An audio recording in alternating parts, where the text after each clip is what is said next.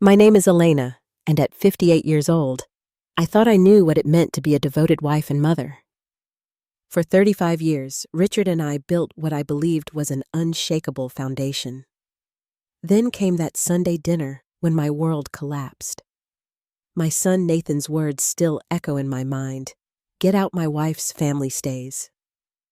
What followed was a betrayal so deep that when Richard silently handed me divorce papers, I felt my heart physically break.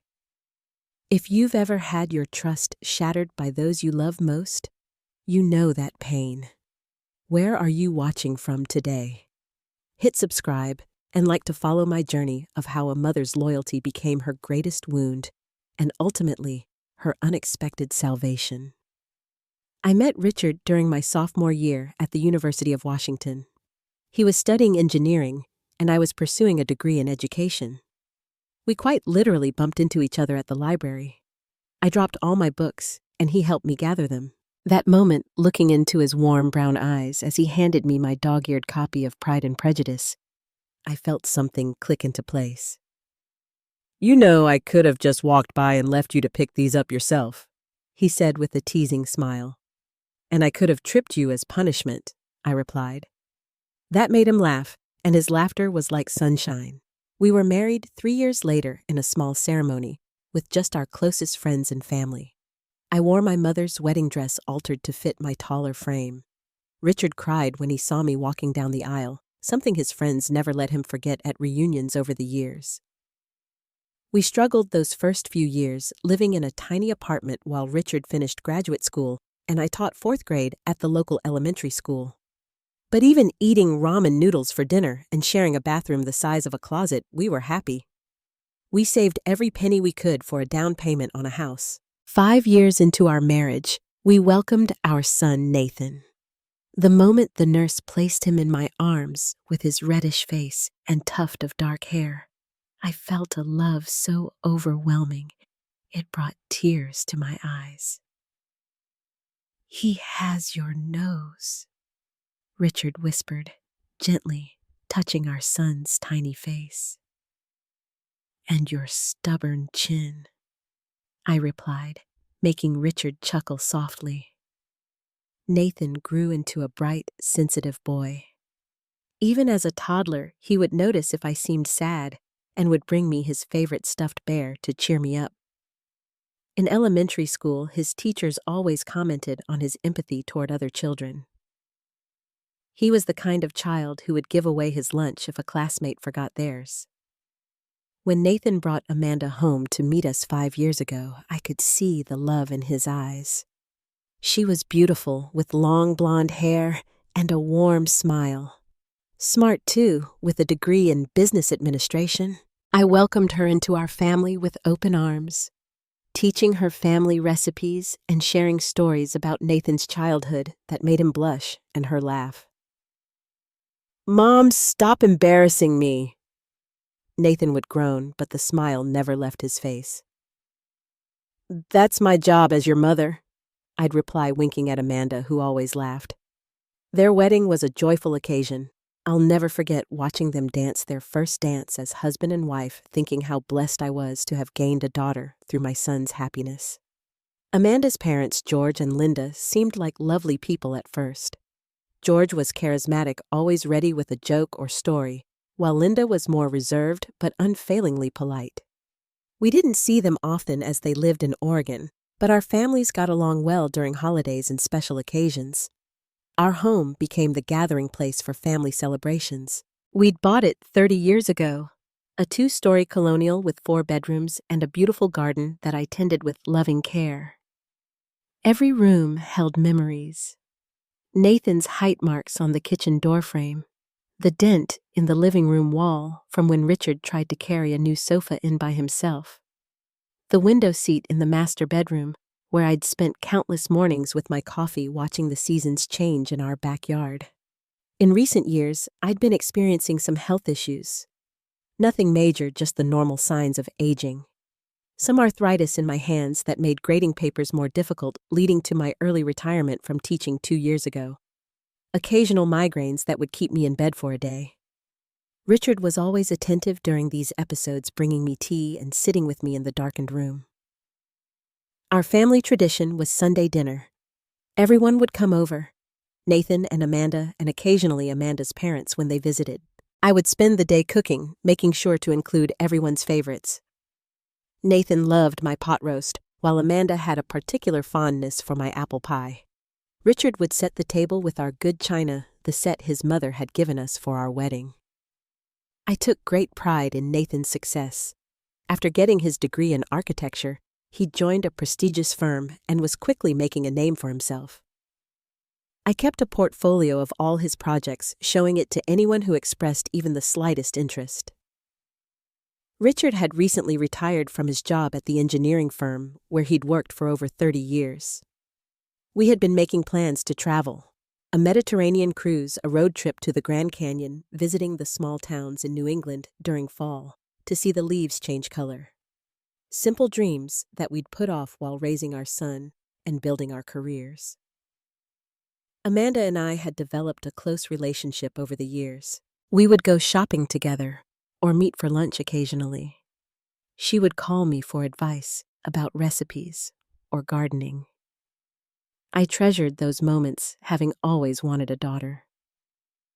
"You know, you're the mother I always wished I had," she told me once over lunch.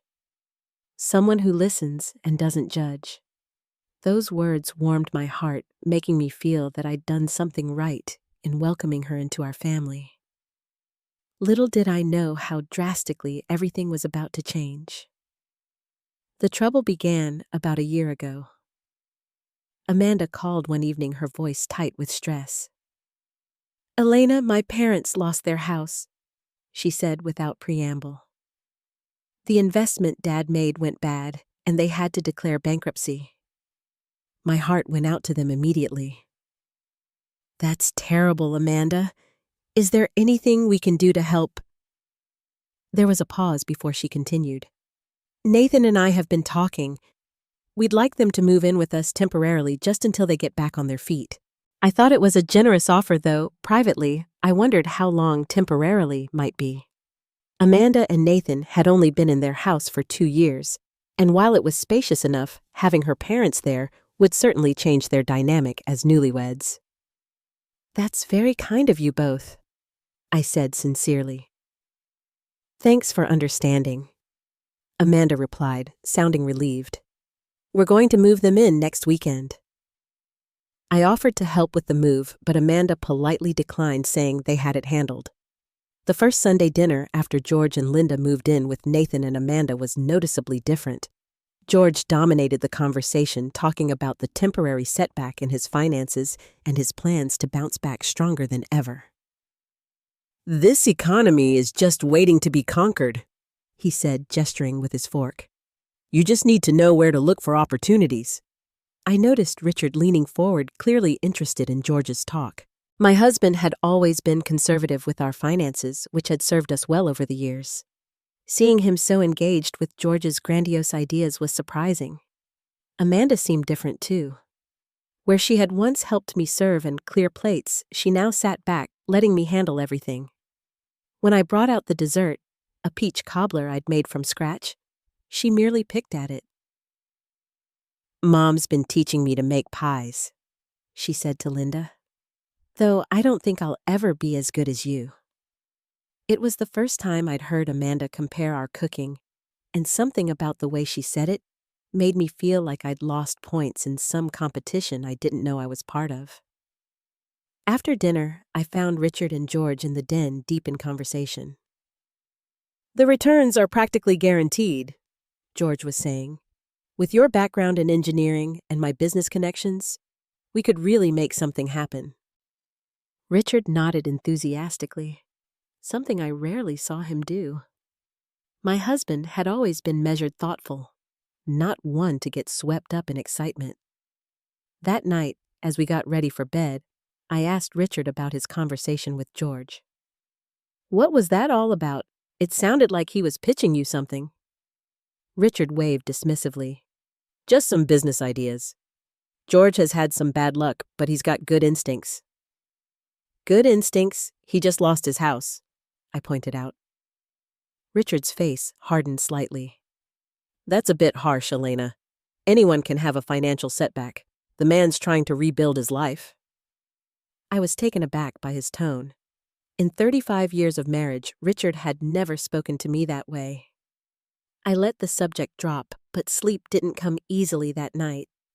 Over the next few weeks, I noticed Richard spending more and more time with George. They would go golfing together or meet for lunch. Richard had never been much of a golfer before, always preferring hiking or cycling. My migraines began to increase in frequency, and I found myself having trouble sleeping. During one particularly bad episode, I called Nathan to say we might need to skip Sunday dinner. Dad already told me, Nathan said, his voice oddly cold. Amanda's mom is going to cook instead. Oh, I said, surprised. That's nice of her. There was an awkward pause before Nathan added, Dad says you've been having a lot of these headaches lately. Something in his tone made me feel accused, as if I was making up my migraines. They come and go, I said defensively. The doctor says it might be related to stress. What do you have to be stressed about, Mom? You're retired. His words stung more than he could know. I ended the call shortly after feeling hurt and confused by my son's attitude. I confided in my best friend Judy during our weekly coffee meetup. Judy and I had been friends since college, and she knew me better than anyone except Richard. Something feels off, Judy. It's like Richard and Nathan are both suddenly on Team George, and I'm on the outside looking in. Judy frowned. That does sound strange. Have you talked to Richard about how you're feeling? I shook my head. Every time I try, he changes the subject or tells me I'm overreacting. Trust your instincts, Elena, Judy advised, covering my hand with hers. You've always been perceptive about people. I tried to dismiss my concerns as paranoia, but a few days later I overheard Amanda on the phone while I was in the guest bathroom at their house before dinner. She's just so old-fashioned, Amanda was saying, her voice low. Always hovering in the kitchen and criticizing everything I do without saying it directly. I froze, realizing she was talking about me. I know, Mom, Amanda continued, presumably speaking to Linda. Dad says Richard is completely different when she's not around. More relaxed, you know? It's like she's holding him back. I quietly closed the bathroom door and flushed the toilet to announce my presence, then washed my hands longer than necessary, trying to compose myself. When I emerged, Amanda was still on the phone, but quickly ended the call. Everything okay? She asked, with a smile that now seemed forced. Fine, I lied, my heart heavy. Just washing up for dinner. That evening, I noticed Nathan barely spoke to me, directing most of his conversation to his father or George. When I asked about one of his projects at work, he gave a brief answer before turning back to George's story about his glory days in sales. As we drove home that night, I felt more alone than I had in decades, despite sitting next to my husband of 35 years. 3 months passed, and Amanda's parents showed no signs of moving out of Nathan and Amanda's home. In fact, they seemed to be settling in permanently. George had taken over Nathan's home office for his business ventures, and Linda had rearranged their kitchen to her liking. One Sunday when we arrived for dinner, I was shocked to find my own kitchen completely reorganized. The plates were in a different cabinet, the silverware had been moved, and my spice rack, arranged alphabetically for years, had been completely rearranged. Linda thought it would be more efficient this way, Richard explained when he saw my expression. The frequently used spices are now at the front. But this is our home, I said quietly. Shouldn't she have asked first? Richard sighed heavily. It's just spices, Elena. Don't make a big deal out of nothing. During dinner, Richard took a bite of Linda's beef stew and practically moaned with pleasure. This is incredible, Linda. You'll have to share your secret with Elena. Her stews are always a bit bland. I stared at my husband, hurt beyond words. In 35 years, he had never criticized my cooking. In fact, he had always claimed to love my stews, often asking for seconds. It's all in the seasoning, Linda replied with a smile that didn't reach her eyes. And good quality meat, of course. Later that week, while going through our bank statements, I discovered several large withdrawals. When I questioned Richard about them, he became defensive. I lent George some money to get back on his feet. He's had a rough time. How much money, Richard? I asked, my stomach clenching. $15,000, he admitted after a pause. I was stunned. $15,000, without discussing it with me first. It's our money, Elena. George has a great investment opportunity, and he needed capital. He's going to pay us back with interest. The same way his last great opportunity worked out. I couldn't help asking. The one that cost them their house. Richard's face flushed with anger. You don't understand business, Elena. Sometimes you have to take risks. And sometimes you have to consult your wife before giving away our retirement savings. My voice rose despite my efforts to stay calm. The argument escalated until we were both shouting. That's when Nathan called, having apparently heard from Richard about our fight. Mom, why are you giving Dad a hard time about helping Amanda's father? He demanded without even saying hello. Nathan, your father gave away $15,000 without talking to me first. I tried to explain. So, it's his money too, and George has a solid plan. Dad believes in him, why can't you? Because we've worked our whole lives for our savings. I replied, hurt by my son's attitude. That money was for our retirement. You're just being selfish, Nathan said coldly. Amanda's family needs help, and all you care about is your vacation plans. I was speechless. How had I become the villain for wanting to protect our financial security? My health continued to deteriorate. My blood pressure, normally low, was now consistently high enough that my doctor prescribed medication. The migraines increased, and I developed anxiety that made my heart race at unexpected moments. Our home, once my sanctuary, began to feel like hostile territory. Richard spent most evenings on the phone with George or at Nathan and Amanda's house for business meetings. When he was home, he was distant, often criticizing small things I did.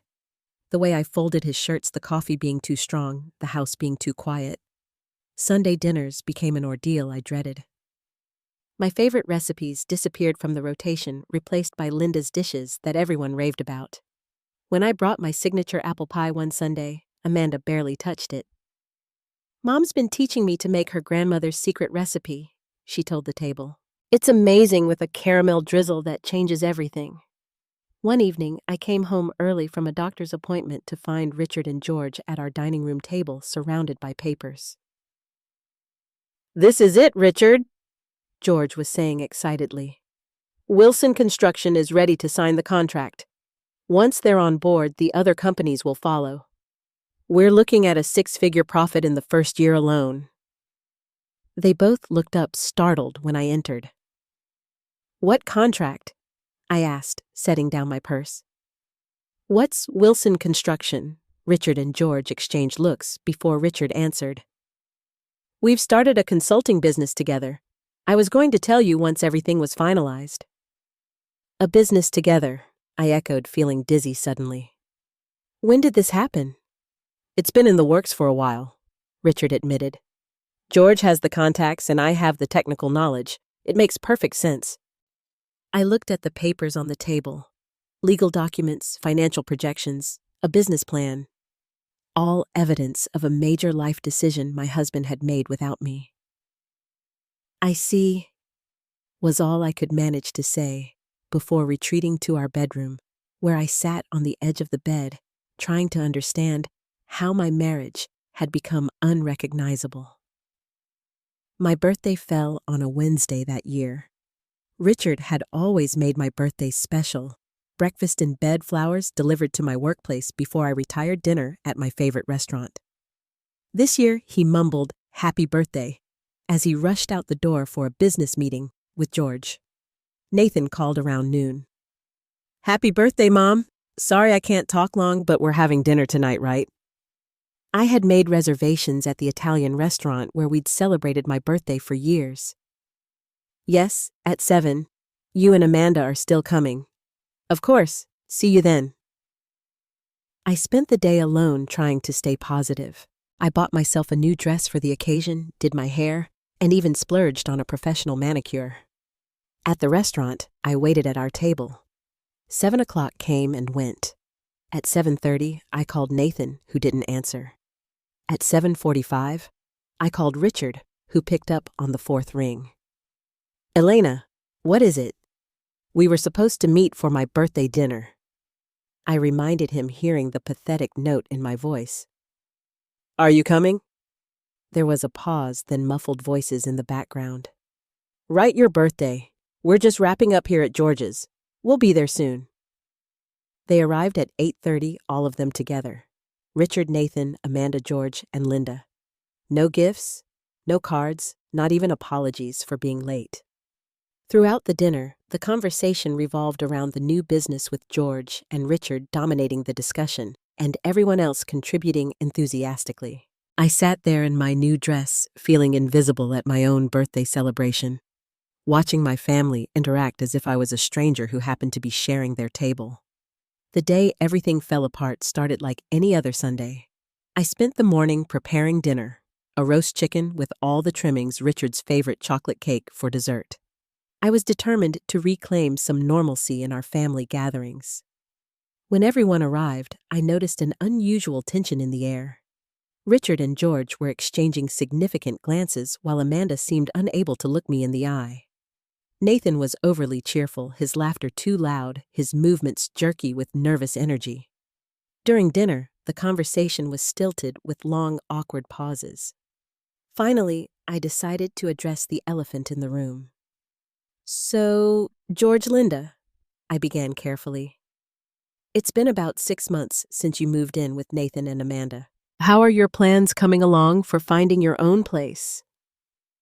The table fell silent. George set down his fork deliberately. Actually, Elena, we've been discussing that very topic as a family. Something about the way he said, as a family, excluding me, made my stomach clench. Oh, I managed to respond. George looked at Richard, who cleared his throat, but said nothing. Then George continued. We've decided that our current arrangement is working well for everyone. Nathan and Amanda have plenty of space, and having us there allows them to save on childcare when they eventually start a family. I see, I said slowly, looking around the table. And everyone agrees with this permanent arrangement. No one would meet my eyes except George, who smiled thinly. We think it's best for everyone, he repeated. I didn't realize temporary had been redefined. I said, unable to keep the edge from my voice. When people stay in someone's home temporarily, there's usually an end date in mind. Amanda's face flushed. We like having them there, she said defensively. They help with the house and Dad's teaching Nathan about business. Of course, I said, trying to keep my tone neutral. I just thought you and Nathan might want your privacy as a young married couple. What's that supposed to mean? Nathan snapped. Nothing? I backpedaled. I'm just surprised by this change in plans. There's no change in plans, George interjected smoothly. This was always a possibility we discussed. Not with me, I pointed out, looking at Richard, who was studying his plate intently. Mom, just drop it, Nathan said sharply. It's not your house or your decision. I never said it was, Nathan. I'm simply asking questions about a situation that affects our family. It's not affecting you at all, Amanda said, her voice icy. It's our house, our decision. Amanda's right, George added. And frankly, Elena, your attitude has been making these family gatherings increasingly uncomfortable. I was stunned. My attitude, yes, Linda spoke up for the first time.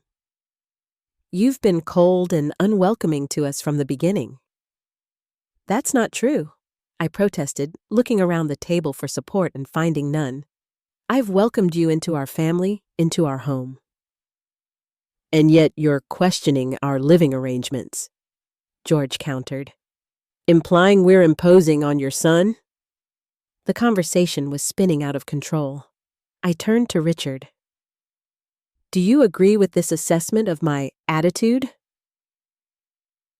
Richard finally looked up from his plate.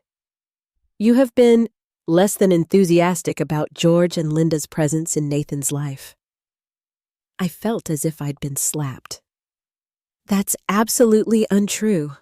I've never said a word against them. You didn't have to, Amanda said bitterly. It's written all over your face every time they talk.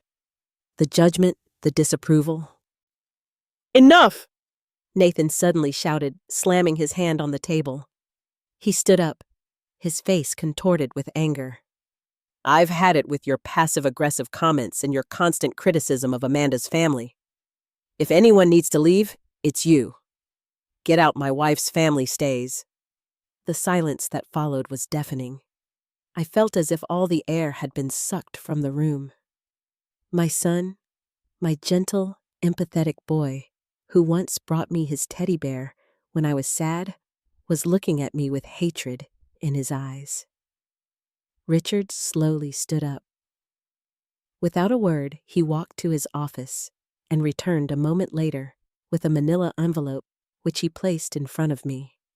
With shaking hands, I opened it and pulled out legal documents. Divorce papers already filled out with Richard's signature on the bottom line. You've been planning this, I whispered, the reality crashing down on me. All of you. No one denied it. Nathan looked away suddenly, unable to meet my eyes. Amanda stared at her plate. George and Linda watched impassively. And Richard, my husband of 35 years, just stood there, his face a mask I couldn't read. How long? I asked, my voice barely audible. Elena, don't make this more difficult than it needs to be, Richard said, as if he were asking me to pass the salt. How long? I repeated louder this time. The papers have been ready for 3 months, Richard admitted. I was waiting for the right time. 3 months. While I'd been cooking his meals, washing his clothes, sharing his bed, my husband had been planning to end our marriage. I looked at the papers again, noticing the details for the first time. Richard was keeping the house. Most of our joint accounts had already been emptied. I was being offered a settlement that would barely cover 6 months of living expenses. The room began to spin.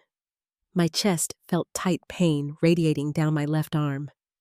I tried to stand, but found my legs wouldn't support me. Mom! Nathan's voice sounded far away, the anger replaced by alarm. The last thing I remember before everything went black was the thought that in losing my family, I might be losing my life as well. I woke up in the hospital, the steady beep of monitors surrounding me. Not Richard, not Nathan, but Judy was sitting beside my bed, her face lined with worry. Welcome back, she said gently, taking my hand. You gave us quite a scare. What happened? My voice was a rasp. Heart attack, Judy said bluntly. Not a major one, thankfully. The doctor says it was likely stress-induced. The memory of the dinner, of Nathan's angry face, of the divorce papers came flooding back. Tears filled my eyes. Has anyone been here? I asked, already knowing the answer. Judy's silence was confirmation enough. I called Richard and Nathan to let them know you were hospitalized, she finally said. Richard said he'd come when he could. Nathan didn't. He didn't say much.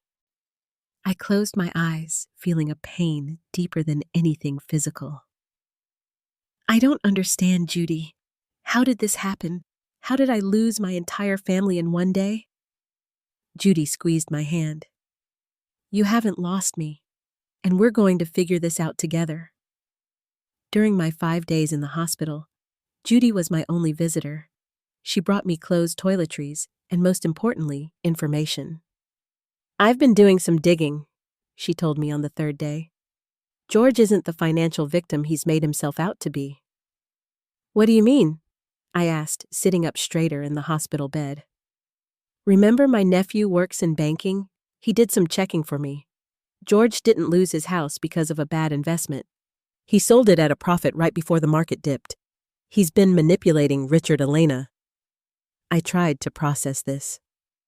But why would he lie about being broke? Judy's expression was grim. To get close to Richard. To gain his trust and sympathy. My nephew found records of a new business registration. Patterson Wells Engineering Consultants. George Patterson and Richard Wells. They've been planning this for months. The business Richard never told me about, I said, pieces starting to fall into place. There's more, Judy continued. George has a history of failed businesses and lawsuits.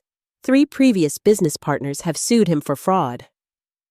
The revelation hit me like a physical blow. Richard would never have gotten involved if he'd known that. Exactly, Judy agreed. George has been very careful to control the narrative, and I think he's been working on Nathan and Amanda too, turning them against you. But why? What does he gain by destroying my family? Judy took a deep breath. Access to Richard's retirement funds and technical expertise. George needs both for his latest scheme. A nurse interrupted us, then coming to check my vitals, but my mind was racing. Had my entire family been manipulated by this man? And if so, how had I missed it? The next day, Judy brought me a visitor's log from the hospital. Look who signed in yesterday, but never came to your room. Amanda's signature was there dated the previous afternoon. She came, but didn't visit me. I was confused. The nurse told me she asked questions about your condition, your prognosis, whether you'd be released soon. Then she left, without seeing you. I felt sick. She's reporting back to them. Judy nodded grimly. I think they're worried about what you might do once you're out of here. What I might do, I echoed. Judy, I'm the victim here. I know that, she said firmly. But they've convinced themselves you're the problem, and now they're concerned you might fight back. Fight back, I repeated slowly, the idea taking root. Maybe I should. On my 4th day in the hospital, I received an unexpected visitor, Dr. Landon, a cardiologist who had been monitoring my case. Mrs. Wells, I've been reviewing your test results, he said, sitting in the chair beside my bed. While you did have a cardiac event, it was relatively minor. What concerns me more is your overall stress level and blood pressure. I've had some family issues recently, I admitted.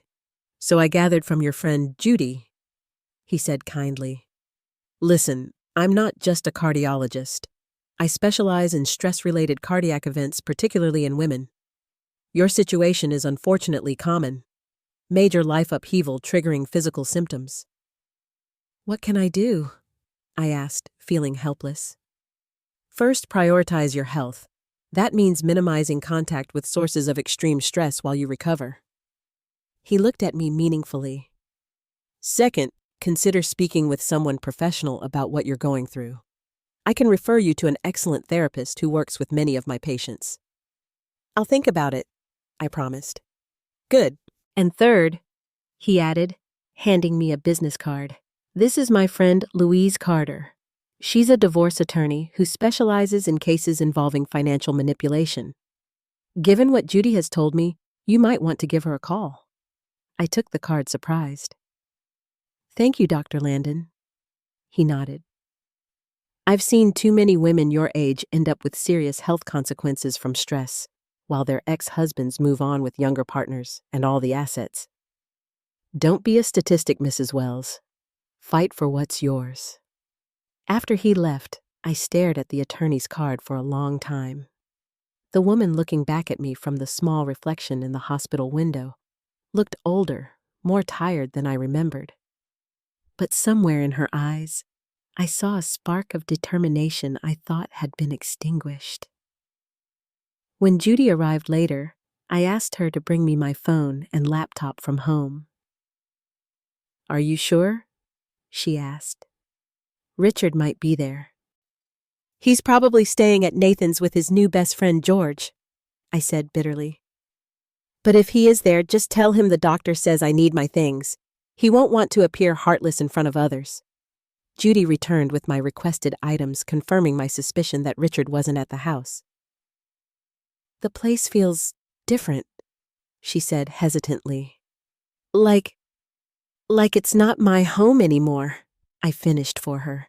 What did they do? Judy shifted uncomfortably.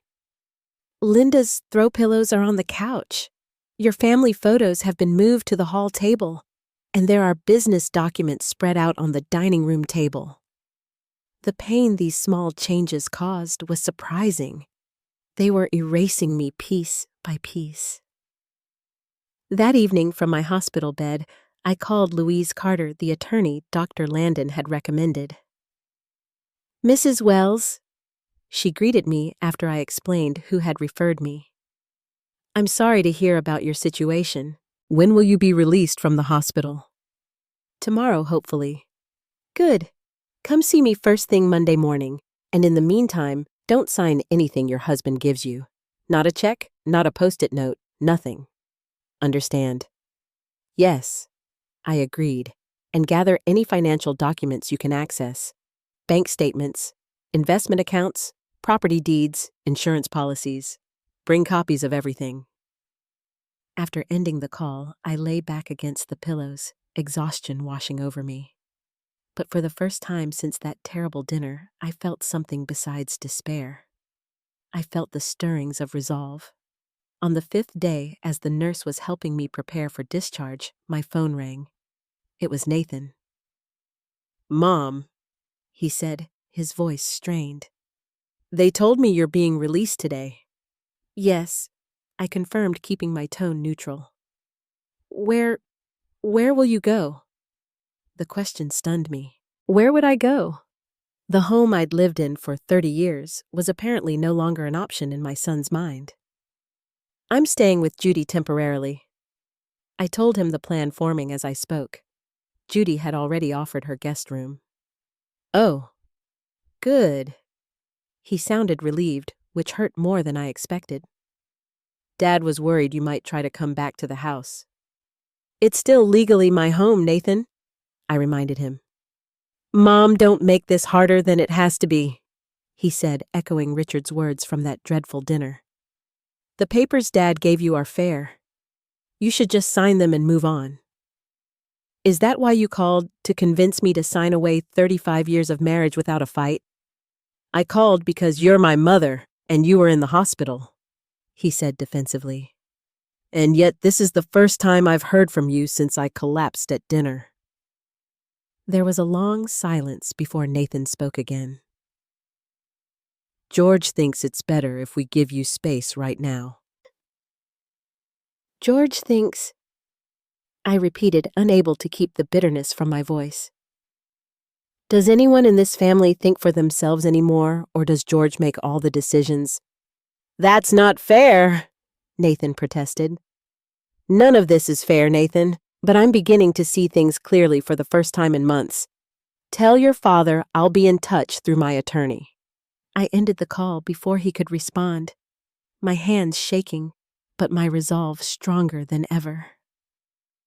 When Judy arrived to drive me to her house, I was dressed and ready, a new plan forming in my mind. I might have lost my family to George Patterson's manipulation, but I wasn't going to lose everything else without a fight.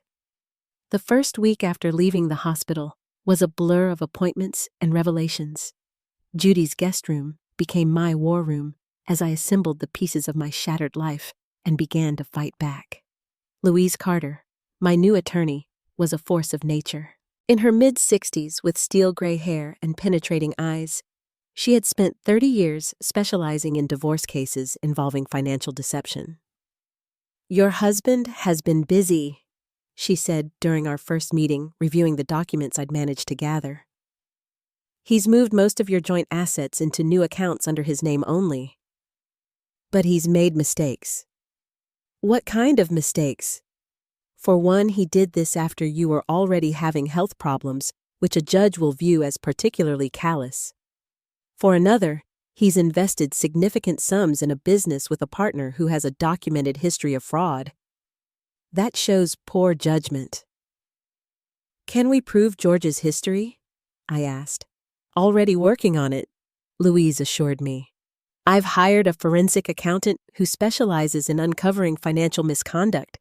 Alan Banks is the best in the business. Alan turned out to be a soft-spoken man with an uncanny ability to follow money trails. He met with us the following day, having already reviewed the preliminary documents I'd provided. Mrs. Wells, your husband has been systematically moving funds for at least 6 months, he explained, showing me a timeline he'd created. First small amounts, then larger ones, as he gained confidence you wouldn't notice. I trusted him, I said simply. In 35 years, we never kept financial secrets. Alan nodded sympathetically. That's often how these situations develop. The good news is, he's been clumsy. He's left a clear paper trail, and most importantly, he's violated several principles of community property law. With Louise and Alan's guidance, I began documenting everything. Every change to our home, every financial transaction I could find, every interaction with Richard and Nathan. Judy helped me create a timeline of when things had started to change, correlating it with George and Linda's arrival in our lives. One afternoon, while Judy was at work, I received an unexpected visitor. It was Tim Collins, Nathan's childhood best friend, now a successful contractor. Mrs. Wells, he greeted me when I opened Judy's door. I heard about what happened. Can we talk? Tim had practically lived at our house during Nathan's high school years. I'd fed him countless meals, helped him with homework, even bailed him out of jail once when a teenage prank went wrong. Over coffee at Judy's kitchen table, Tim revealed why he'd come. Nathan's been acting weird for months, he said. We used to meet for basketball every Saturday, but he started canceling after his in-laws moved in. When we do get together, all he talks about is this amazing business opportunity his father-in-law has created. George has been very persuasive, I said carefully. Tim leaned forward. Here's the thing, Mrs. Wells. I work in construction. I know every major project in the city. This consultation firm George and your husband started. They're claiming to have contracts with Wilson Construction, among others. But I'm friends with Jim Wilson. He's never heard of them. My breath caught. You're saying the business is fake. I'm saying something doesn't add up. And there's more. I ran into Amanda last week at the grocery store. She was with her mother, and they were talking about redecorating their new house. Your house, Mrs. Wells. The confirmation of my suspicions was both validating and devastating. They've been planning to take everything all along. Tim nodded grimly. I think so. And Nathan's been completely taken in. Every time I try to question anything, he gets defensive and accuses me of being jealous of his success. Before leaving, Tim promised to get me more information about George's business claims and to try to talk sense into Nathan. He's being manipulated, Mrs. Wells. The Nathan I grew up with would never treat his mother this way. The next breakthrough came when Louise called me into her office urgently. Alan Banks was there, looking like a man who had found a treasure map. We've got him, Alan announced without preamble. Richard made a critical error. He used your joint email account to correspond with George about their plans. I rarely check that email, I admitted. It was mainly for family communications and online shopping. Well, it contains a gold mine, Alan said, sliding a folder across the desk. I've printed key exchanges. They document everything. Their plans to start the business George is coaching on how to move your assets, even discussions about the divorce. I flipped through the pages, my hands trembling as I read the cold, calculated words my husband had written about ending our marriage. There's a clear pattern of conspiracy, Louise explained. And the best part, they discuss how to justify the asset division to the court. Richard explicitly acknowledges that he's not offering you a fair settlement. Will this be enough? I asked. Louise smiled tightly. With this evidence, we're not just defending you anymore, Elena. We're going on the offensive. The next day, I moved out of Judy's guest room and into a small apartment Louise had helped me find. The rent was reasonable, and more importantly, it was mine. A space untainted by betrayal. As I arranged my meager belongings, clothes books, and a few personal items Judy had retrieved from my house, I felt a strange sense of peace. The apartment was nothing like the home I'd lovingly maintained for decades, but it was a fresh start. My health began to improve as I took control of my situation. The migraines became less frequent, my blood pressure stabilized, and I started sleeping through the night again. I joined a water aerobics class at the local community center, finding comfort in the rhythmic movements and the companionship of other women my age. Then came the day I finally confronted Richard face to face. Louise had arranged a meeting at her office with both attorneys present. When Richard walked in with his lawyer, a young, aggressive-looking man with an expensive suit and permanent smirk, he seemed shocked by my appearance. "Elena," he said, his voice uncertain. "You look different." I was different. 2 months of fighting for myself had changed me. I'd had my hair cut into a more modern style, lost weight due to stress, but gained muscle from my new exercise routine, and most importantly, I'd found my voice again. "Shall we begin?" Louise suggested, gesturing for everyone to sit. Richard's attorney started with a rehearsed speech about amicable resolution and fair division of assets, culminating in an offer that was marginally better than the original divorce papers, but still grossly inadequate. When he finished, Louise smiled pleasantly. "That's an interesting proposal. Before we respond, I'd like to share some documentation with you." She slid copies of the email exchanges across the table, along with Alan's financial analysis and a detailed timeline of Richard's asset transfers. Richard's face drained of color as he flipped through the pages. "Additionally," Louise continued, "we have evidence of Mr. Patterson's history of financial fraud, including statements from his previous business partners and documentation of the lawsuits against him." Richard's attorney frantically flipped through the documents, his smirk long gone. "In light of this evidence," Louise concluded, "we are prepared to file a countersuit alleging conspiracy fraud and financial elder abuse. Unless, of course, Mr. Wells is willing to consider a more equitable arrangement." Richard looked up from the papers, his eyes meeting mine for the first time. "Elder abuse? Elena, You emptied our accounts while I was having health problems, Richard," I said quietly. "You plan to leave me virtually destitute after 35 years of marriage. What would you call it?" Richard turned to his attorney, who was whispering urgently in his ear. The young man looked increasingly alarmed as Richard responded with short, sharp whispers. "We'll need time to review these documents," the attorney finally announced. "Of course," Louise agreed pleasantly. "But be aware that our filing is prepared.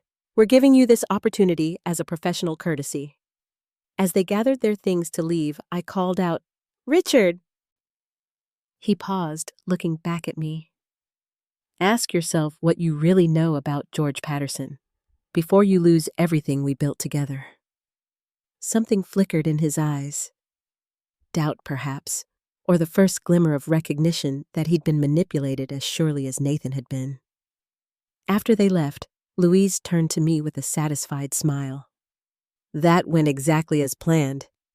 His attorney is going to tell him they don't have a leg to stand on, especially with the email evidence." What happens now?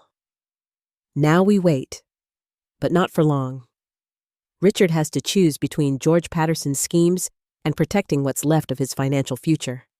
I think we just showed him which choice makes more sense. The waiting was harder than I expected. Days passed with no word from Richard or his attorney. I kept busy with my new routine, water aerobics therapy sessions with Dr. Morris, the therapist Dr. Landon had recommended, and weekly dinners with Judy. Then one evening, there was a knock at my apartment door. When I opened it, Nathan stood there looking uncomfortable and slightly disheveled. "Mom," he said, his voice rough. "Can I come in?" I stepped aside silently, my heart pounding. My son entered my small apartment looking around, as if seeing me for the first time in months. "I've been trying to reach Dad," he began without preamble. "He's not answering his phone, and he's not at the house." "I wouldn't know where he is, Nathan," I replied, keeping my voice neutral. "We haven't spoken outside of legal meetings." Nathan ran a hand through his hair, a gesture so familiar it made my chest ache. "Something's wrong with the business. The investors George promised haven't materialized, and now Wilson Construction is threatening to sue for misrepresentation." I wasn't surprised given what Tim had told me, but I kept my expression neutral. "I'm sorry to hear that." "Tim came to see me." Nathan continued pacing my small living room. "He showed me documentation about George's past business failures, things Dad and I never knew about." "I see." Nathan stopped pacing and looked at me directly. "Mom, did you know about George?" "I suspected something wasn't right," I admitted, "but no one would listen to me." Nathan's face crumpled. "I said terrible things to you, things I can't take back." "Yes, you did." "I was wrong, so wrong." His voice broke. "Amanda and I have been fighting constantly. Ever since her parents moved in, everything's changed. She's not the woman I married." "What do you want from me, Nathan?" He looked up, his eyes red-rimmed. "I don't know. Forgiveness, maybe. Help, everything's falling apart, and I don't know what to do." I took a deep breath. "I can't solve this for you, Nathan. You're an adult who made choices that hurt me deeply." "I know," he whispered. "But—" I continued, softening slightly. "I can listen. And I can tell you what my therapist told me. It's never too late to set boundaries and start over." Nathan stayed for 2 hours. We talked more honestly than we had in years. He told me about how George had gradually isolated him, and Richard feeding them stories about my controlling nature and resistance to change. How Linda had whispered criticisms of my housekeeping and cooking to Amanda.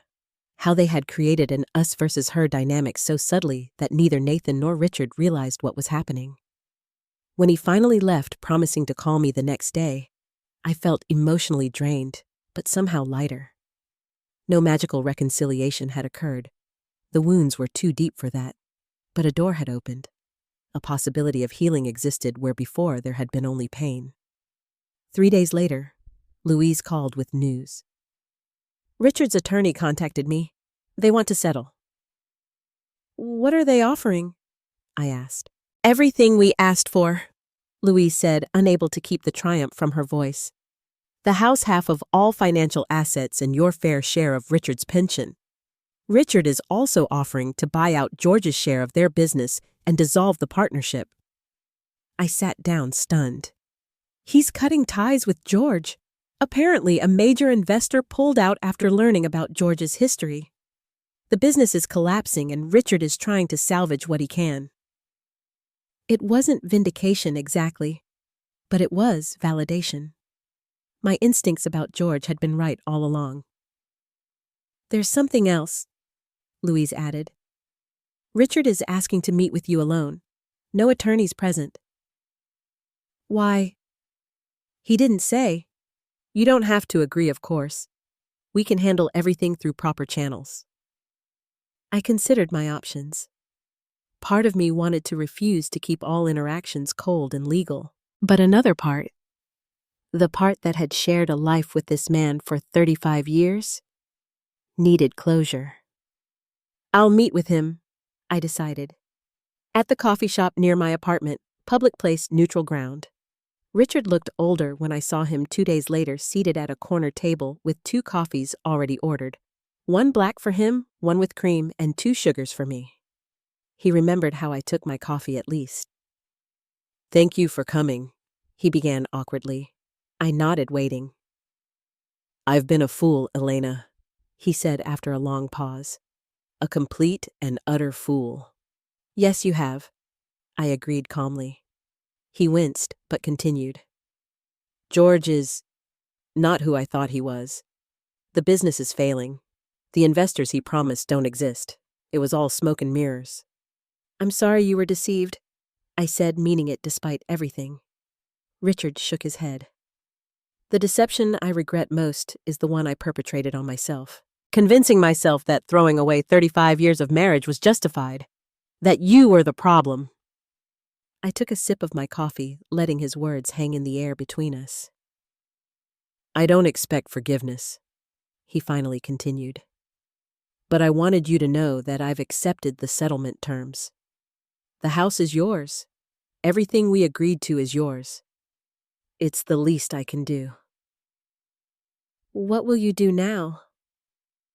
I asked, curiosity getting the better of me. Move into a small apartment. Try to salvage some kind of relationship with Nathan, who is furious with me for involving him in this mess. Start over, I suppose.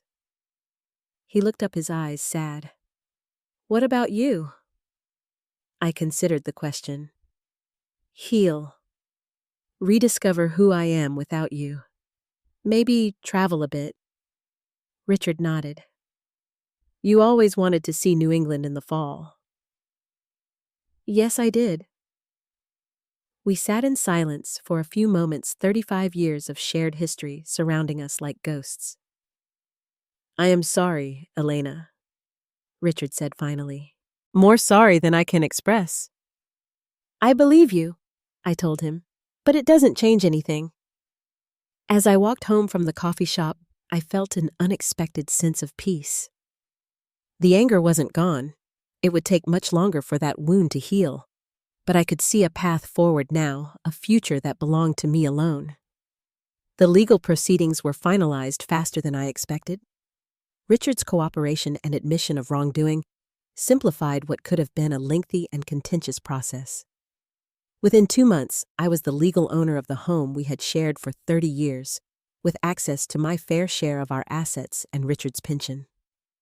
The day I returned to reclaim my house was emotionally charged. Louise had advised me to bring friends for support, so Judy and 2 other women from my water aerobics class accompanied me. We arrived to find George and Linda in the process of packing up their belongings, having apparently been living there since I'd left. You have no right to be here, George blustered when I walked in. This is Richard's house. Actually, I said, handing him a copy of the property deed with my name now listed as sole owner. It's my house. And you're trespassing. Linda emerged from the kitchen, her face pale.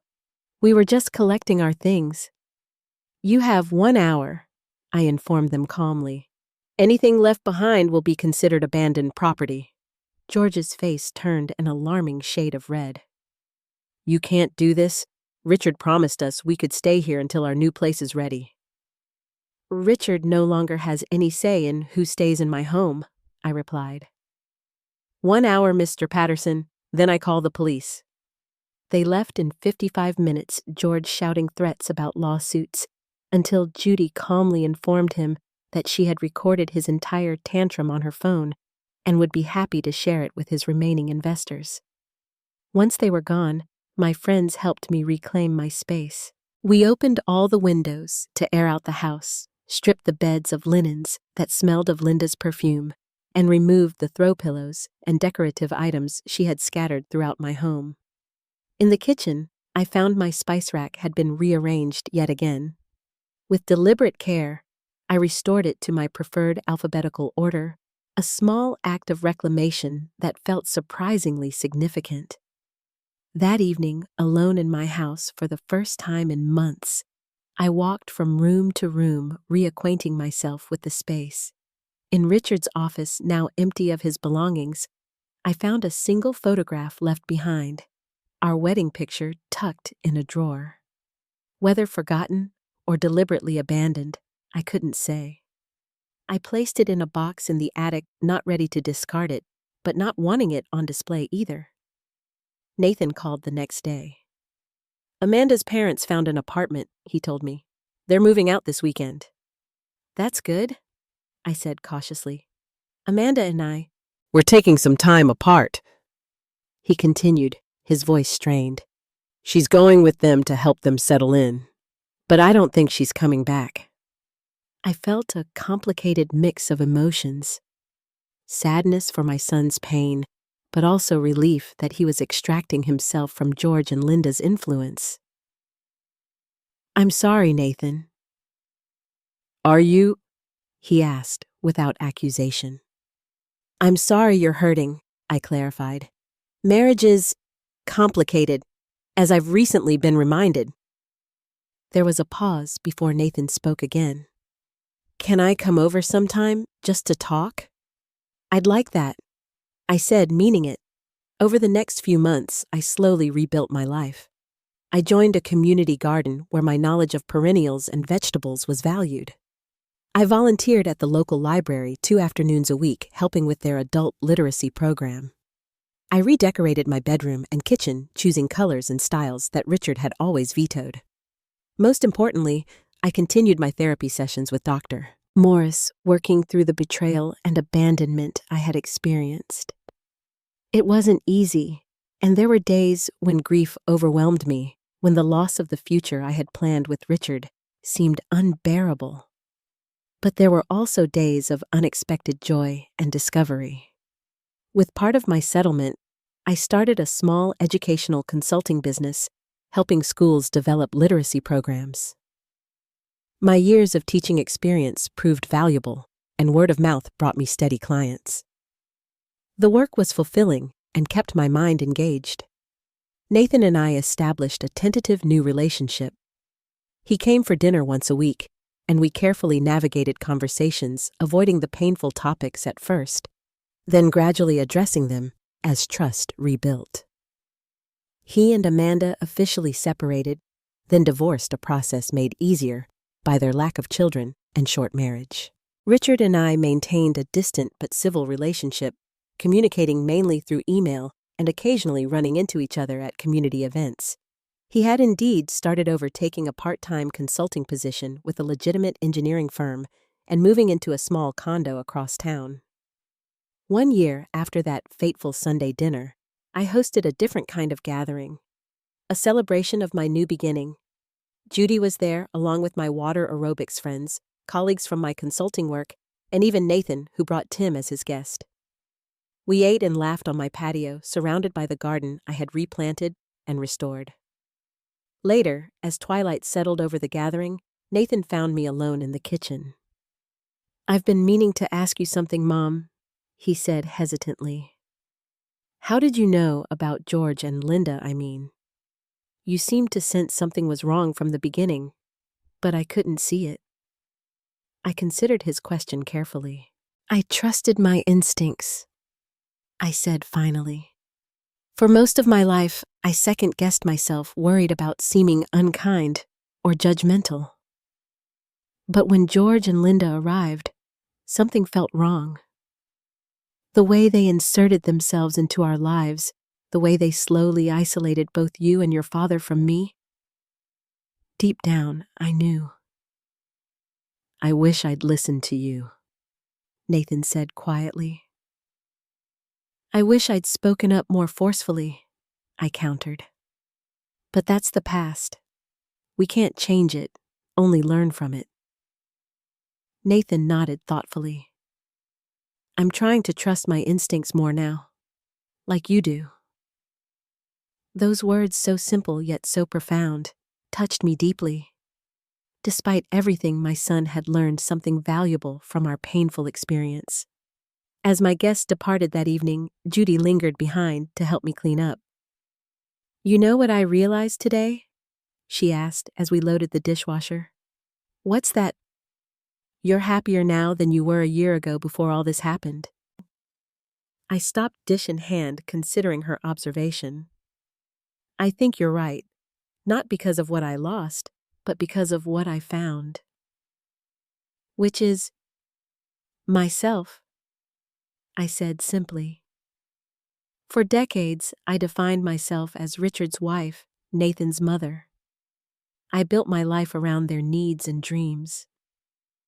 When they rejected me, I thought I had nothing left. But it turns out I had everything I needed all along: strength, resilience, wisdom, and the capacity to start over. To Elena 2.0, Judy said, raising her wine glass in a toast. To new beginnings, I agreed, clinking my glass against hers. That night, as I got ready for bed in my newly decorated bedroom, I caught my reflection in the mirror. The woman looking back at me was older, yes, with lines of experience etched into her face. But her eyes were clear and peaceful, her shoulders straight with hard-won confidence. Life had not turned out as I expected. The future I had planned with Richard, traveling during our retirement years, growing old together, enjoying grandchildren, was gone. But in its place was something unexpected: freedom. Freedom to choose my own path, to define success on my own terms, to live authentically without compromise. The betrayal by my husband and son had nearly broken me. But in rebuilding my life piece by piece, I had created something stronger, more authentic, and ultimately more satisfying than what I had lost. If you find yourself facing betrayal from those you love most, remember this: your value does not diminish because someone fails to see it. Trust your instincts, fight for what is rightfully yours, and know that on the other side of pain lies the possibility of a life more genuine than you ever imagined. Have you ever had to start over after a betrayal? Share your story in the comments below. Every time we speak our truth, we help others find their strength. Don't forget to like and subscribe if this story resonated with you, and remember, it's never too late to write a new chapter in your life story. Thank you for listening, and may you find the courage to stand up for yourself, even when those who should support you the most let you down.